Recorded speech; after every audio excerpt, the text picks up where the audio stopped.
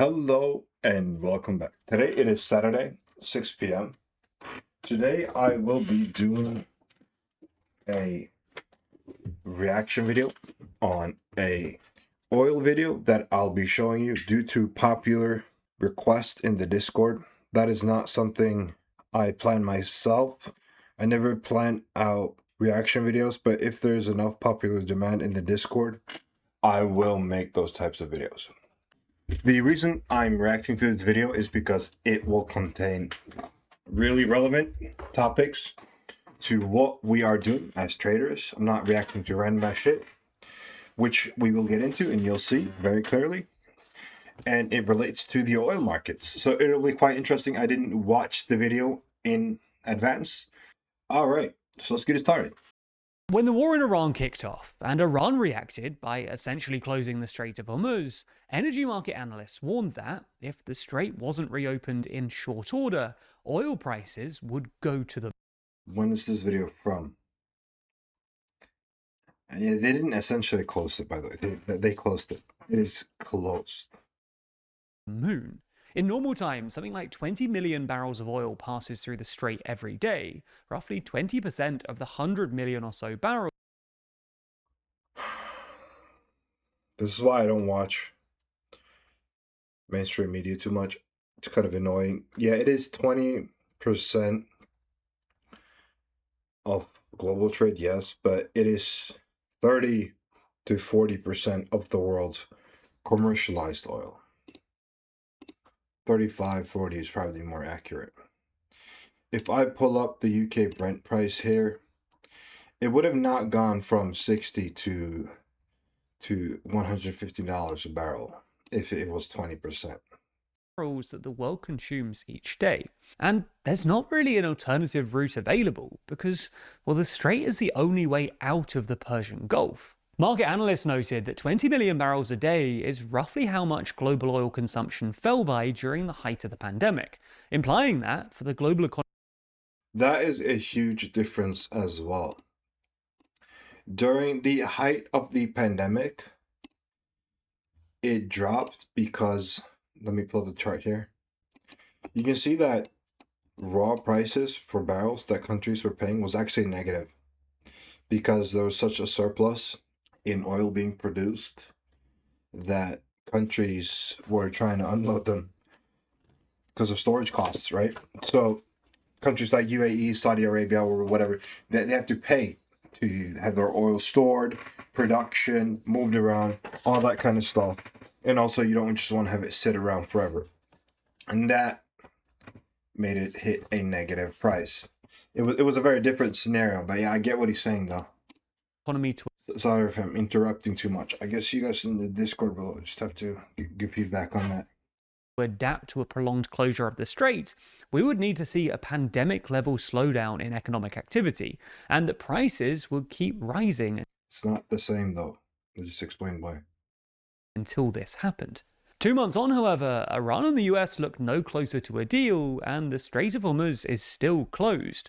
But despite this apparently unprecedented dislocation in the oil market, which the IEA chief described as more serious than the ones in 1973, 1979, and 2022 put together, prices have basically hovered around the $100 mark. A fair bit higher than they were before the war, sure, but nowhere near as high as most people thought they'd go, and definitely not unprecedented.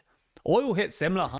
The reason for that is that the war started 9 weeks ago, and it takes a tanker about 7 weeks to get to the United States, and the war started 9 weeks ago. And the barrel prices function almost like futures contracts. So you have those locked in futures contracts that countries like the UAE, OPEC, whoever, or the UAE was in OPEC back then, they were selling at a loss up until 2 weeks ago. That's why we haven't really seen that huge surge. The oil effect, the speculative price has been going up a lot. CFDs, people expecting it to go higher, less buyers, that kind of stuff. But the countries have only been paying this elevated price for 2 weeks now. So think of it that way: a 2 week long price, a two week long surge. highs in the aftermath of Putin's invasion of Ukraine, for instance, and traded around the $100 mark for most of the early 2010s. In fact, on an inflation-adjusted basis, in other words, adjusting for the fact that a dollar is worth less today than it was back then, the prices we're seeing right now are basically within normal historic bounds. This is paper oil.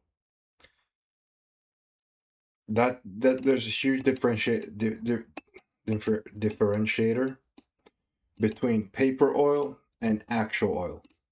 What countries are paying. Keep that in mind. So in this video, we thought we'd try and figure out why oil prices are not higher, and whether this might be the result of some mischievous meddling in the markets.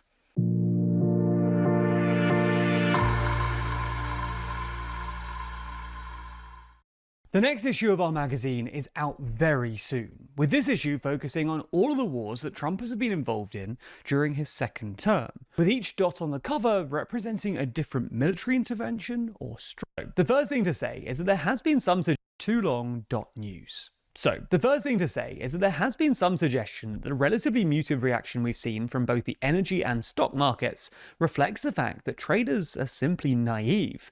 In other words, oil prices aren't skyrocketing and stocks aren't tanking, as you might have expected them to, simply because traders are sticking their heads in the proverbial sand. The reason SPY hasn't dumped is because there's an expectation for the war to end. Also, we got the new Fed of Chair in,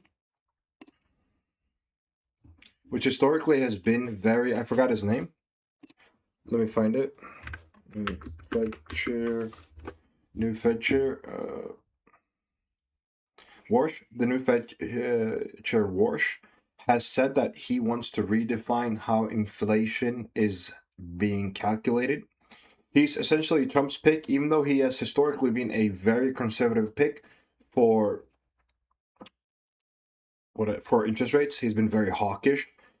To fit him being Trump's nominee, to get onto Trump's agenda, he has been a chameleon on that. And now he's saying inflation is actually a lot lower than it is, and he wants to use his own. I'm not going to get into the intricacies of it, but he wants to use his own form of inflation measure. So with that, it's going to bring inflation down on paper, and then he's going to cut rates down. And the SPY is expecting that, in addition to expecting the war to end. And also, they have gone up to, like, bro, what are you talking about? Yeah. And wish casting a deal. This felt more plausible a couple of weeks ago, when there was a big difference between the near-month futures, which is basically the price you pay to buy oil for delivery in a month. That's what I was talking about earlier. That's my other chart. They are futures contracts, which means that even if the war starts, the countries are just going to have to sell them for a loss, because they are contracts. It's like you sell a contract for a house, and then housing prices tenfold. I mean, you sold the contract, buddy.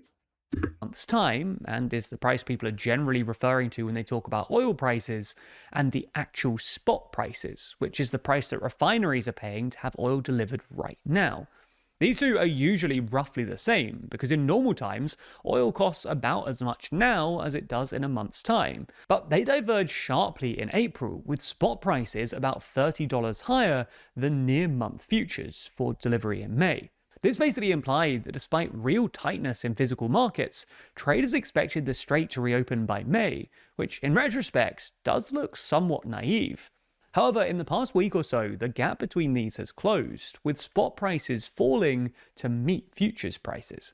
This doesn't mean that naive optimism isn't playing a part here. It clearly is, as evidenced by the fact that prices still fall every time that Trump claims he's on the cusp of a deal, although by less each time.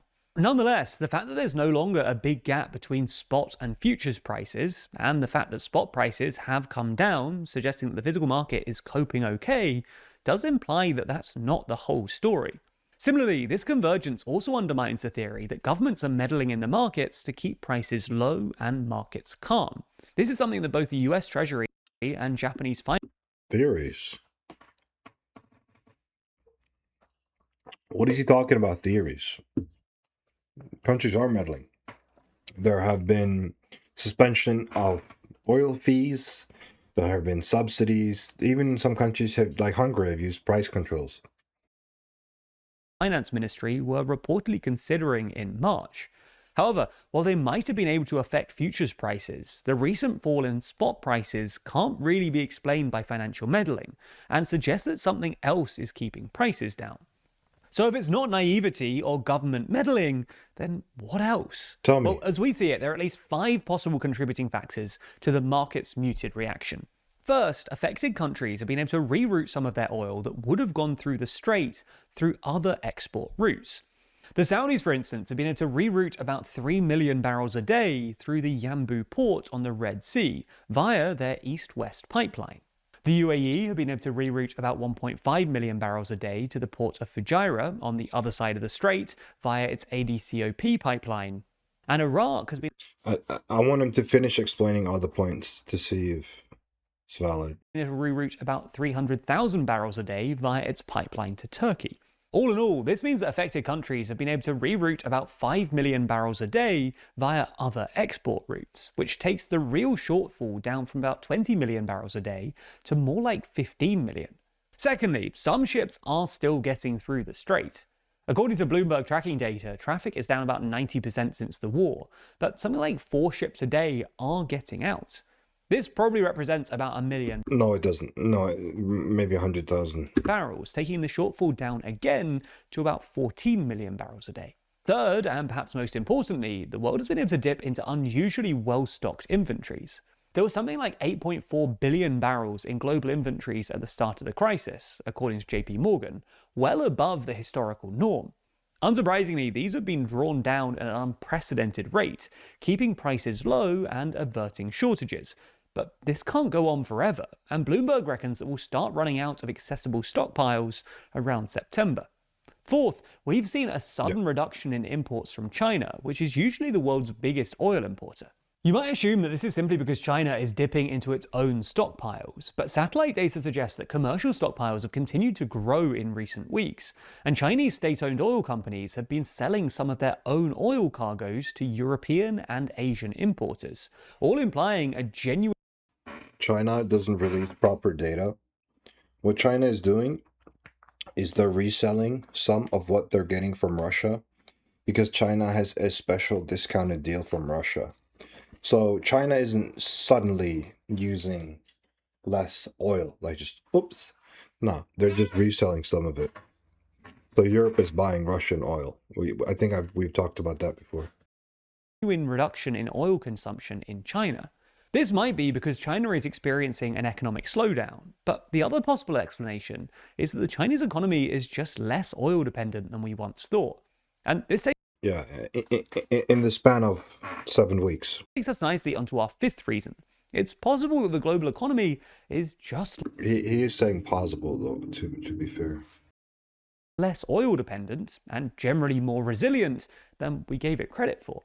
In other words, the global economy has found ways to work around this energy crisis, perhaps by being more efficient with the oil and gas we have left over, or by leaning on other energy sources like renewables. And this would be consistent with what we've seen in the other 2 recent macroeconomic shocks, namely the pandemic and Trump's tariffs, when, on both occasions, Talked about these tariffs many times.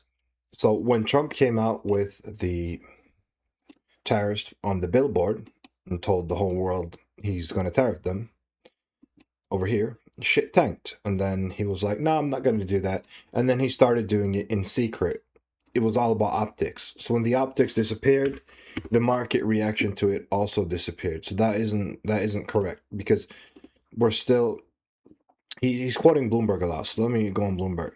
Yeah, I don't know where it is, but they have the tariff tracker, and you can see that it's actually a lot more than he initially proposed. The effective tariff rate for the U.S. is at 10.5% now, almost double, I believe, from what it used to be. the global economy proved more resilient than we'd expected.